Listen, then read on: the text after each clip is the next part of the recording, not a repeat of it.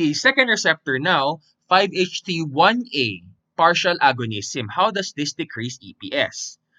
Let's start first with the presynaptic because it's a bit easier. Postsynaptic we'll talk about in the next slide, but basically it leads to, again, downstream increase in dopamine release in the striatum, similar to earlier 5-HT2A antagonism that will compete with your D2 antagonists in the striatum, so nigrostriatal pathway.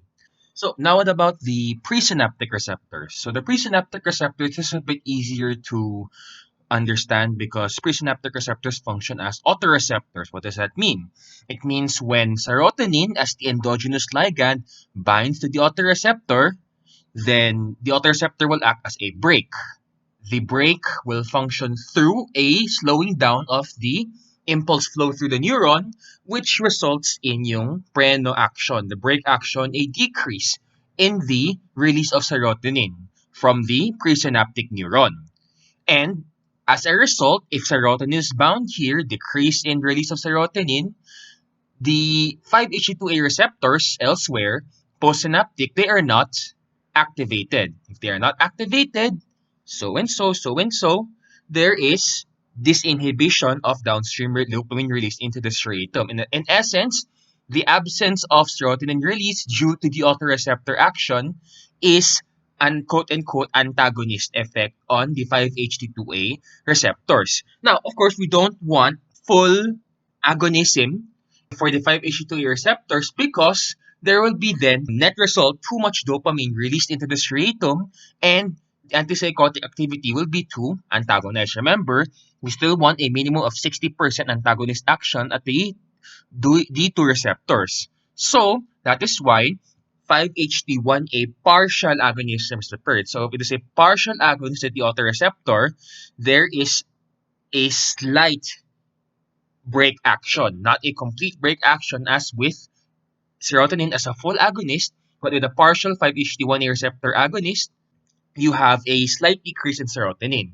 And so with that, the 5-HT2A receptors, that's not a full antagonist effect then. There will still be some serotonin, but they will not be as activated given that the serotonin release has been slowed down. And with that, there will be just about enough dopamine released so that the 80% D2 blockade in the striatum is brought down to about 60%. So it's not, again, a full agonism we want at the serotonin 1A receptors. It's just a partial agonism. Okay, here you have the postsynaptic 5-HT1A partial agonism. Let's start at the first step. So let's look here, bottom right. At the first step, you have the binding to the 5-HT1A receptor as a partial agonist. So what happens here? What's going to happen is normally when serotonin binds here, the glutamatergic pyramidal neuron here is inactivated. But in this scenario here, it's a partial agonist. So there's still some deactivation. Not as much, but there's some deactivation.